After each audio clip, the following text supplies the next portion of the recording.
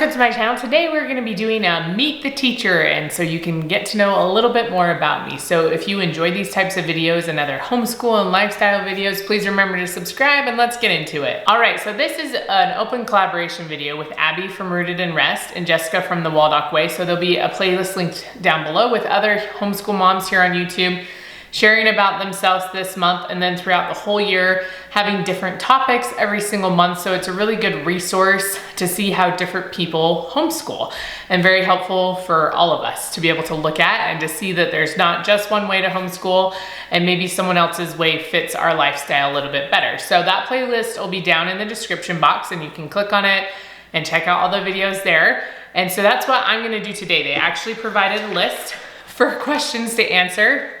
So I'm gonna go through, there's 10 questions. It's not super long, and you know, except I talk a lot sometimes, so maybe that'll make it longer. But I'm gonna go through the questions today and answer them so you can get to know me a little better. If you've been around here a lot, maybe some of these things you might already know. If you're new, maybe you don't know them, or maybe you'll just learn something new if you have been around here a long time. So let's get into the questions. Okay, the first question is, how long am I gonna be able to stand my hair being down like this?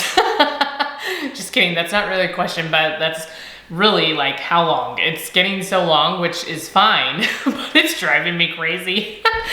So anyway, here we are.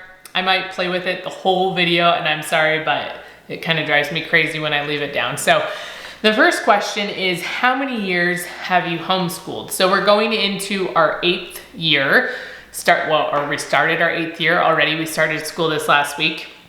And so we started homeschooling when my oldest, who is 12, when he was starting kindergarten. We pulled him out of kindergarten after a month, and he's high functioning autistic. We didn't know that then, but there was just not a lot of help where we lived at the time for the situations we were in with him. I have videos about it that go into more detail, but we pulled him out and we've been homeschooling ever since. So, you know, he's in 7th grade now. So this is our 8th year of homeschooling, and it's had ups and downs. It's kind of been all over the place. Some years are better than others. We've had little kids, some bigger kids. It's all kind of a mess, but that's how long we have homeschooled. And then, do you have a homeschool style? I always hate this question because I'm not necessarily really well-versed in all the different styles. You know, I hear names thrown around like Charlotte Mason, you have Montessori, different approaches like that, and, you know, more traditional type stuff. And to everyone, they mean something a little bit different depending how they decide to interpret it, which is most things in life. But I would say, I don't know, more traditional. I like structure. Okay, so I am not into like unschooling or just kind of having my day be whatever, like go with the flow. I like to have structure and efficiency in my life. And so we're usually done homeschooling by lunchtime or just after lunchtime, but we've worked hard that whole morning. I still have to grade schoolwork and stuff, which takes me a while in the afternoon. But for the most part, everyone's basically done and we can take a break, relax. You know, they can work on other projects, things that they are interested in, watch a few TV shows, things like that. So I wouldn't say that I have a specific approach. It would be sort of eclectic. We mixed a few things. You know, I like learning things from books and taking that into our other subjects, but I like hands-on things. I like working in nature. You know, I just have a whole bunch of things that I like, and we just kind of mush them all together. So eclectic would probably best describe how we homeschool. Okay, the next question is, what is my favorite subject to teach? Okay, so if I was just strictly going off of favorite subject, generally it would be math. I have always loved math. I like teaching it, but I don't end up teaching it as much now. I have a few younger kids. Well, I actually just have one right now. I have 6 kids, if you didn't know. And so my 3 older ones do math almost completely independently. Obviously, there's some things that might need to be fixed or they're not sure about. And so I work through that with them, or my husband does, because he has a math minor. But my 7-year-old still needs help with her math. And so I enjoy going through math with my kids, but I actually don't end up teaching it very much in our homeschool right now, just because a lot of my kids do it independently. So when they're a little bit younger and need more of my help, I actually really enjoy going through math. I even enjoy the harder math too, of the upper grades, but I just haven't had to help that much with that. But if it's more like in our group work and when we're doing like family subjects together, I probably enjoy science the most. I feel like I am not necessarily a science person. I would not call myself that. And science was one of my harder subjects to do well in school. But I enjoy the good and the beautiful science. I like the simple projects, the simple ways to show the different science concepts I really enjoy. And so I think when we're teaching together as a whole group, that's probably what I like teaching the most. Okay, the next question is, if you could only have 3 homeschool tools, like only 3, what would you choose? This is really hard. Not the fact that all these things are coming to my mind and I'm like, oh, I don't want to get rid of those. The fact that it's just like, I don't know. Like, I feel like we could homeschool regardless of the tools. That's kind of my feeling. I'm like, all the other things, everything we have is extra. There's a lot that could be taught basically with nothing. You know, if we had a piece of paper and a pencil. I'm not counting those as my tools, but if that's all we had, I feel like you could still learn so many things. But I feel like books would be a big one. Books they can read independently, books that I can read, and books we can read together, because I just feel like in general those are one of our biggest learning tools. And I personally love to read, so I wouldn't want books to go away because that's something important to me. Okay, I'm really sitting here thinking about this question because I just don't know. I'm like, what are some good tools that I could give you that I really like as a homeschooler? One for me personally would just be a homeschool space or storage, just because I don't like to have all this stuff all throughout my house. I'm a very like clean, organized person. I don't like clutter, but it's also when school is done, I like it to be kind of buttoned up and put away. You know, it's done for the day and I can do some other things and not have schoolwork just drifting in and out of my life all afternoon. And so I think a space for homeschooling, you know, whether it's this space, which I just posted a tour of like right before this video, or, you know, just having storage for all this stuff, like having it nice and organized in some sort of way, I think would be important for me. Some sort of organizational thing for all of our homeschool stuff. And then the last thing that maybe I would say, I wouldn't say this is something I'm very good at utilizing. We have, let me tell you what it is, then you'll understand, but it's games. So I know game schooling is such a great way to learn, and I do like having my kids play games. Sometimes it's just hard to figure out the best time to do it when we're so busy with so many other things trying to get schoolwork done. And then also just storing them is hard. Like, it's a lot, you know, if you have a lot of games and you love games a lot, trying to store them is difficult, but they're just such a good tool. And there's something that's different. You know, it's not like, oh, here's a book, here's just busy work type of stuff, but it's a hands-on learning experience and you have to do it together. You're not just learning the concept that it's trying to teach you, like if it's about geography or science, but you have to learn how to work together. You know, you're still, even if you're not on teams, you're still working through this game together and it's a collaborative effort. And so I think all of those things can be very beneficial. So I wouldn't want to get rid of that kind of idea of like collaborating and working together on projects or games. All right, that last question has me all like flustered because I'm like, I don't even know if I really answered it. I don't know if those are tools. I don't know if I gave like clear 3 tools, but I'm just like, I can't really think of anything that I'm just like, I would not be able to live without this. I don't know, maybe a planner, but that's not necessarily for my kids. And I don't use planners as much for homeschool as I do more for my personal things. So I'm like, maybe that would be it. I don't know. But we'll move on to the next question because you're like, will you just stop talking and go on? Because we get it. You don't know. The next one is, what inspires you as a teacher? And I think a few of the things that inspire me, one of them that's always inspired me is just being able to see when things click in kids' eyes. I tutored when I was in college. I tutored a bunch of high schoolers, and I loved that look. Like, I just love the feeling you get when you see something click. Even as like a member of the Church of Jesus Christ of Latter-day Saints, I've talked to a lot of people. I was a missionary, and just when they realize about Christ or they understand something about Christ, just that moment where things click, it's just so great. Like, I love seeing the light that comes on in people's eyes when they understand a concept. It's just beautiful. So I think that's something that inspires me. I want to help my kids understand and to see that, like to see the beauty that's in life and the beauty for learning, which would be the other thing, like just to inspire lifelong learning. I feel like that has helped me so much as a homeschool mom.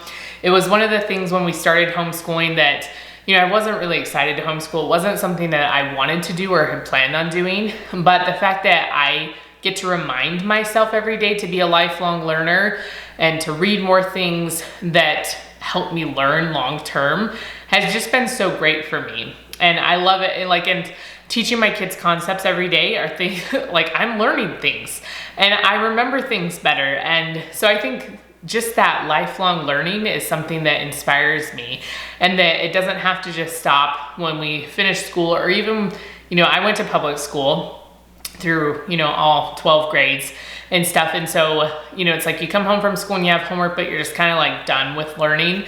And I don't want that to be the case for my kids. I want them to just be so thrilled to be constantly learning and to see that in the world around them, to see all the things that they've learned and to make those relationships with the world. Okay, I feel like the rest of the questions are fairly easy for me. That one in the middle, man, it was just hard. But it's like, are you an early bird or a night owl? I am definitely more of an early bird. Like, I have not stayed up till midnight on purpose for a very long time. You know, like I've had babies and stuff, and so I might be awake like feeding them, or maybe if they're crying a little bit, might go pat them on the back, you know, but I'm not like staying up until midnight. And so usually I am going up to bed between 9:30 and 10.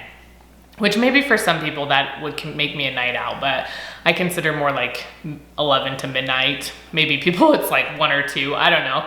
And I like getting up earlier. I just feel so much more productive when I get up and exercise, read my scriptures, get all ready for the day, and then we start school. And I feel like I've already accomplished the whole world by 9 o'clock in the morning. And I really love that feeling. It really motivates me for the day and makes me feel like I can devote that time to my kids because I've already had time to myself. And so that's really helpful for me. So yeah, I've never been too much of a night owl. Even in college, like I stayed up till midnight or 1 sometimes, but I still was up early trying to get schoolwork done or studying done. And I prefer to go to bed earlier than later. So that's me personally. And then what is your favorite teacher treat? So they have like coffee, tea, candy, chocolate. And this is another one that I'm like, so I don't drink coffee and I don't drink tea, but I like chocolate. If I had to pick like a dessert that I liked, I would pick something probably more citrus, because I just like citrusy things like lemon bars. I'm like, why can't I think of the name? Or like a key lime pie or something. But I also love a good like French pastry, like a good Danish or something, you know, just that like flaky, crispy crust. We have a French pastry that just opened like last year here, and I like that place, but I try to be careful. Like I love to bake, but I don't eat a whole lot of like treats very often. Right now, my treat would be more of having protein ice cream. We usually have protein ice cream, my husband and I, at the end of the day. And that's like my treat for the day. And that's something that I look forward to. And so, yeah, I guess there's, again, not a specific direct answer where I'm like, this would be it. But if people asked me for my birthday and what I want, it's either something citrus, or I really like caramel and chocolate, like the Ghirardelli squares, that like dark chocolate with the salted caramel or whatever. I like those. So if you're wondering. And then the next one is, do you prep and plan or go with the flow? I would say we're in the middle. I don't prep things strictly. I like to have an overall view kind of what's happening. I'm more of a prepper, not the kind that does tons of food storage, but I'm more of like preparing and keeping a calendar or schedule for myself and like checklists for myself. The school stuff kind of flows already because we just move to the next lesson on the next day. And so it's not really something I need to plan for. I do plan out a little bit with science, with reading and all that kind of stuff, like read aloud, so I have a general idea.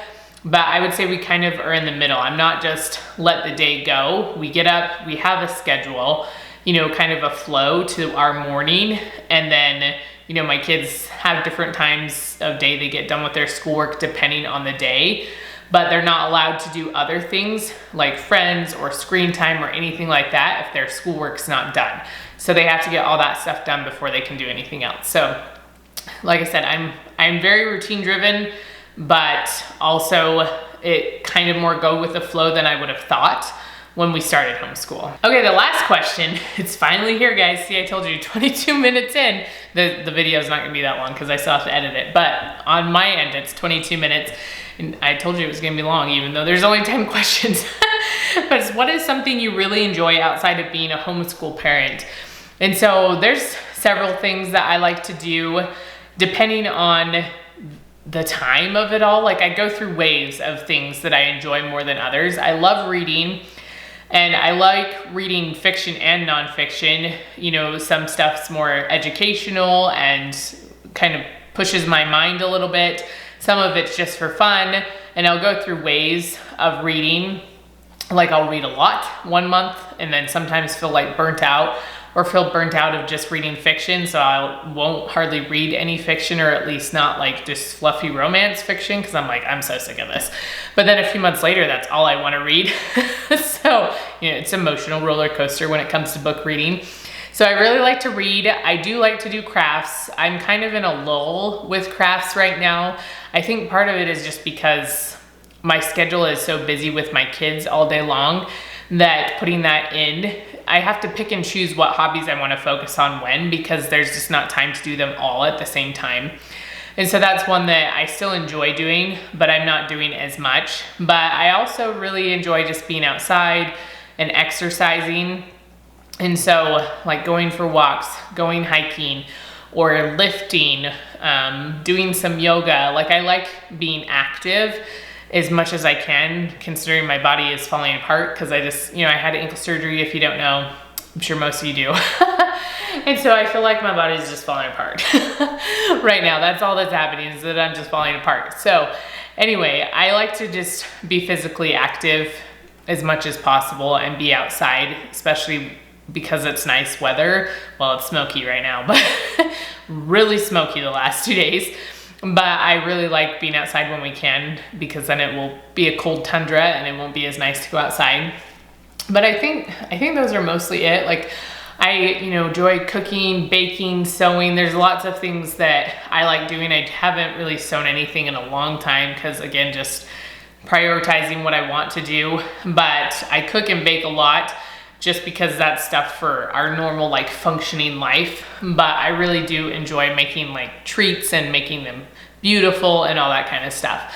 So those are things that I like to do, and we go through different seasons where I do some of them more than others. So yep, that's me. Okay, I hope you enjoyed this very long-winded video of me answering 10 questions. And so remember to check out that playlist down below to get to know some more homeschool moms, and remember to give this video a thumbs up, and I will see you next time.